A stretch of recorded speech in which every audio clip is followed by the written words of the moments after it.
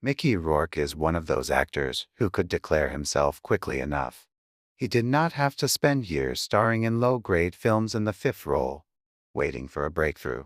His star status Mickey has reached only a couple of years. Probably the actor's spectacular climb from unknown extra in a Steven Spielberg film to the leading sex symbol of the 1980s resulted in him frequently being at the bottom. The actor himself says he could not stand the test of fame and earn millions spent on various nonsense. Today, we would like to recall the career of such a curious actor. It is believed that the breakthrough for Mickey's career was the role in the movie Rumblefish directed by Francis Ford Coppola. Along with Mickey starred two other actors whose careers would then go on the rise: Matt Dillon and Nicolas Cage. Rumblefish wasn't a big hit at the USA box office, but the box office was perfect.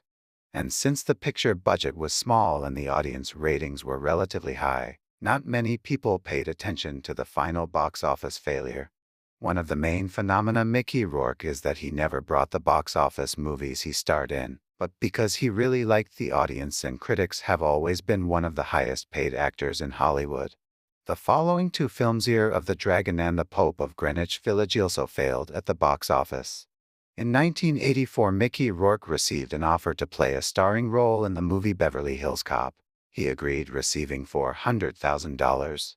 Truth, in the film, he never starred because of problems with filming schedules, but the fee he kept because he waited 6 months to start shooting. After that, Mickey signed on for a movie that generally became a major film in the actor's career, making him a sex symbol of the 80s. We are talking about the movie 9½ Weeks. The production of the movie was complicated. There was no love chemistry between Mickey Rourke and Kim Basinger. The film director, Adrian Lyne, forbade Kim and Mickey to communicate. The director discussed the scenes and the film shooting with Mickey constantly giving him compliments. The director completely ignored the actress, and that pissed the actress off. The director shot specifically in chronological order. The irritability of the actress growing every month of shooting, her emotional outbursts at the end of filming coincided with the final film where her condition was necessary. Such methods of work of the director strongly criticized Kim Basinger, but it is 9½ Weeks that she calls her best film, and often complains in interviews that a lot was cut out of the movie and the audience did not see everything. Officially, Kim is known to have 14 hours of footage not included in the film. These episodes never made it into the director's cut or the theatrical version. It was supposed to be released in 1985, but the studio had to send the film to the editors for extra work several times because of the test screening's poor quality. Because of numerous postponements, the journalists thought that the movie would never be released, and the movie hit theaters 18 months after filming ended. The film was an expected failure at the USA box office, and Kim was nominated for a Golden Raspberry. The film could probably end the careers of the main actors, but hitting the box office worldwide, the film was a super hit. In France, 9½ Weeks was shown in cinemas for almost 5 years. Once released on video, the film also succeeded and was in the top 3 in annual sales. Everyone immediately forgot about the criticism and failures at the USA box office. Mickey Rourke in their films wanted to see almost all the directors of Hollywood. The actor rejected several proposals a day, and many of the roles that then turned down, Mickey ended up going to Tom Cruise. Top Gun is one of those films. Rourke turned it down, and Tom took a chance and made it an absolute hit. With a budget of $15 million, the movie grossed $353 million in theaters and gave a significant boost to the young actor's career. Mickey Rourke was also offered the lead role in Rain Man, but the actor usually chooses to play a role in which he was offered a more significant fee, and for Johnny Handsome he was made a better offer. At this time, Oliver Stone film Playtoonin wanted to see Rourke in one of the leading roles. Mickey twice turned down the director, and the role eventually went to Willem Dafoe. Mickey at this time starred in Angel Heart, and although the picture did not earn anything, later acquired cult status and is now considered a classic of world cinema. On the set there was a conflict between Robert and Mickey. De Niro believed that their communication on the set may harm the film, a similar approach to the work Robert practiced before. And Mickey Rourke took it all personally, and no one explained the reluctance of De Niro to communicate with him. Since then, Mickey has constantly been insulting De Niro in the press. And then the incredible rejection of all happened to Mickey Rourke. The actor rejected an offer to star in Dead Poets Society not immediately, as the role interested him. He talked to director Peter Weir for a while, but eventually he left the project. In his place picked up Robin Williams. With a budget of $16 million, the film grossed $235 million at the box office.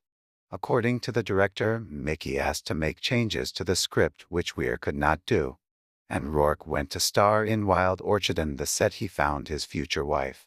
At the USA box office, the film failed as standard, but at the worldwide box office was good.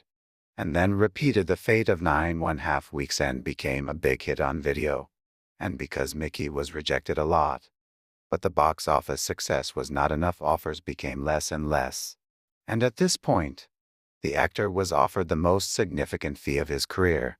Harley Davidson and the Marlboro Man is another pair of famous characters from the 90s. The film failed at the box office and was heavily criticized despite this. Mickey himself does not like the movie and confessed in interviews that he did not want to be in it and starred in it for the money. In the early stages of development, Harley Davidson was to be played by Bruce Willis. He really wanted to work with his friend Don Johnson, but the film's pre-production dragged on for 3 years, and in time for Bruce the project became irrelevant. At the box office, the tape has collected $7 million.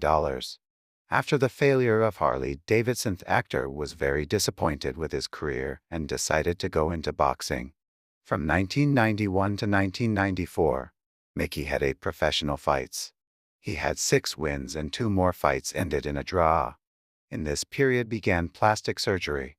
In addition to boxing, the actor continued to act in films released on video, but in large projects he stopped. After boxing, the actor tried to return to Hollywood. Can be allocated 2 films. Bulletin Double Team. The film with Tupac was supposed to hit theaters, but the studio decided to send the movie directly to video because of the modest results in the test screenings.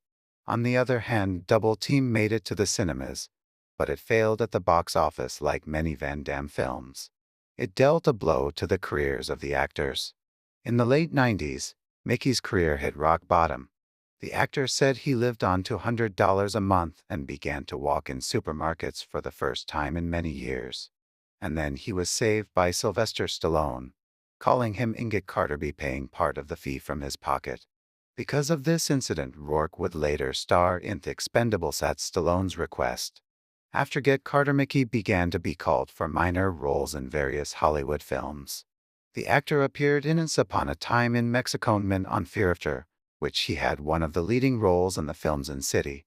Well, then Shooting the Wrestler, which was able to return Rourke to Hollywood for a while.